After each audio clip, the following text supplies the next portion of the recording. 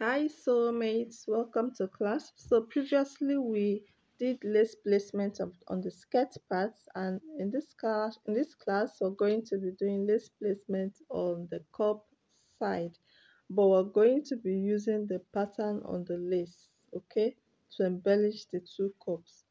Now I'm also going to be using the bead on the waistline, right? So when you're embellishing the cup side, one thing you need to bear in mind is that you need to be consistent with the patterns that you're using on both sides. Let it be that what design you have on one cup is the same design you're going to have on the other cup. And then let it make sense, as in follow a pattern. You don't just place it anyhow. Let somebody who is looking at it notice that you actually have something in mind when you're designing this. Don't just let it be scattered. Okay, so while I have cut out the patterns I have on the lace, I'm going to use my pin to make sure I get the look that I want to get first before using my needle to attach it. You don't just place a pattern directly with your needle and thread without first of all making it look like what you want, as in using your pin to get what you want, look at it and be happy that this is exactly what you want, because it is quite difficult, or it is stressful to, after sewing you start losing because it's no longer looking like what you want. Of course that may be inevitable, but then it can be minimized. Okay, so this is me trying to place everything correctly and making sure that as I'm placing it, I also remember how I'm doing it, because that is exactly what I'm going to be doing on the other side. Okay, so I need you to watch carefully and patiently as we put this together. I hope the look is going to come out beautiful when I'm done with it. And of course, while sewing, other designs will also be coming up in your mind. And this is also me trying to put the same pattern as you can see on the other side, making sure that it looks exactly the same. That's why I said you need to remember what you've done on one part and replicate the same thing on the other parts. I hope it's beautiful as you can see it, right?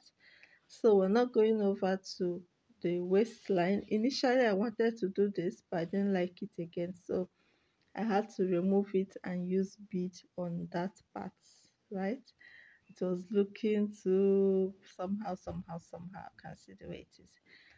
So on the shoulder line, I was also trying to use this design, but I later changed it to exactly the same thing I used on the cup side, instead of using a different design of the lace.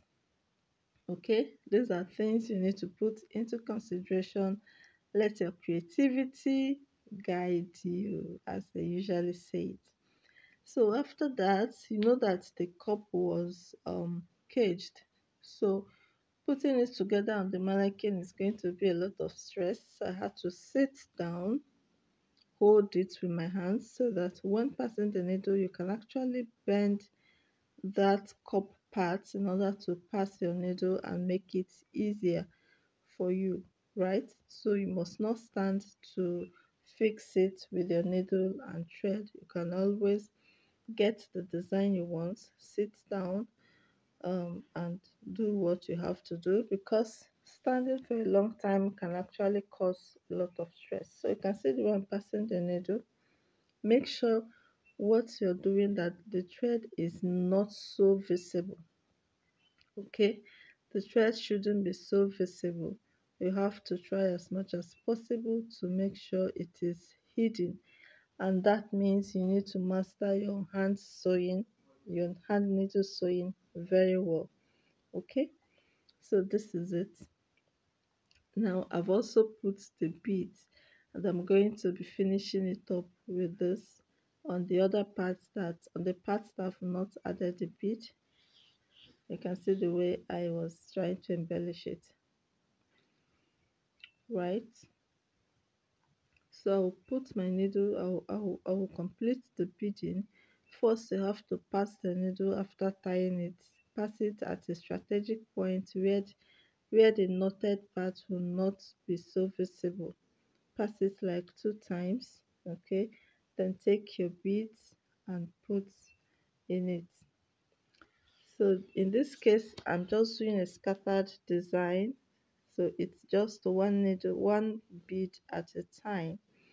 Okay, doing a scattered design one bead at a time. It's not like you're having the beads line up on the same line. So you take it once, pass the needle again, and take another one just like that until you achieve what you want to achieve. So I've already done a lot on this before I decided to show us the process I'm taking to actually do this. I hope it's making a whole lot of sense to you. If it does, if the design it makes sense, type in the comment section that it makes sense. If you think it has to be changed, of course I will not change this bead. I don't even know. I might change other things, but the bead, it's not something to be changed. Okay, so let's continue. And of course, if you've watched to this extent, please kindly like, share, comment. Let me know your thoughts in the comment section. So, like I said, this is how you pass your needle, and if you've not mastered your hand sewing, please do so. Now, look at the design I achieved with this. My concern now is at the flowered part. Is this something I need to change? Look at the way it runs down. Should I leave it the way it is or make it be only at the hip side? So to show how this flower was designed, this is it. Fold into two and then I'm going to fold it again, right? Then I'll use my needle to secure it. I'll secure it 2 times.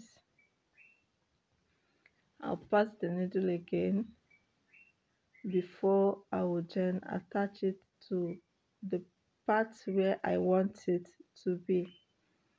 Okay, it's coming slowly so that you can actually see what we're doing. So I'll decide on which parts to fix it. Here is okay. So I'm going to first of all pass my needle to the part where I want to sew it and drag it to the end of the needle, which is on the skirt. Okay, I hope this is making sense to someone, and if it does, please kindly like this video, watch to the end to get the best part of it.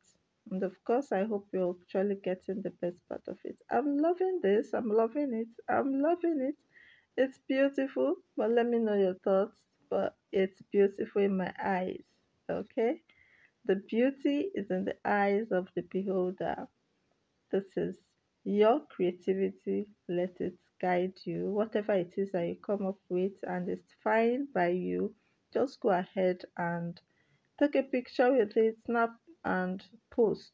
Okay, it's your design and you need to be proud of it, right? Just like I'm proud of this. And we have more coming up, more coming up. So that's how to attach that flower, and you can use it to attach any other thing that you want to attach. Now look at the full picture. It's giving, it's beautiful, it's beautiful, beautiful. Now the lower part, the lace itself does not have a finished mouth. So I'm trying to look at something I can use to finish the mouth. And of course it's not that long, so I wanted it to touch the floor, and I came up with attaching this to it so you can see the way it is. Do you think it's nice? Do you think it's beautiful? And then there is still more we want to attach. Wow, modern day embellishment. So I have this, I inserted crinoline inside of it to give it some firmness and some structure. This is just pieces I sewed together, inserted crinoline into it. So I'm going to use this to attach at the armhole side. Looking at the sleeve, it looked so plain, so I decided to make something around there and attach to it. So once you have this, you can actually ruffle it anyhow you want, make any design that you want to make with it, and attach it to wherever you want it to be. So here it's going to be by the side of the armhole, just because the sleeve is just too plain. I didn't like it the way it is, so I decided to make this to keep it a bit busy. Of course, the theme of this dress is busy, busy, busy, so we want it to be busy. Okay, so I'm just going to ruffle that one.